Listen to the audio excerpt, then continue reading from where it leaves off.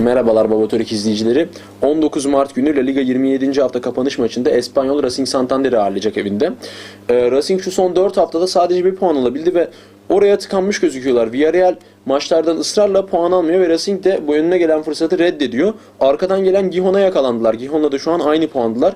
Orada işler iyice kızıştı. Özellikle Racing'in şu son 4-5 maçlık kötü performansı da buna neden oldu diyebiliriz. Hani o maçları kazansa oradan kendilerini rahatlıkla atabileceklerdi. Espanyol da yine fena gitmiyorlar. Tekrardan toparlandılar ve geçtiğimiz haftada farklı bir galibiyet aldılar. 5-1 ile geçtiler ki deplasmanlarda iyi oynayan bir takımdır Rayo Vallecano. Onları 5-1 yenmek önemliydi.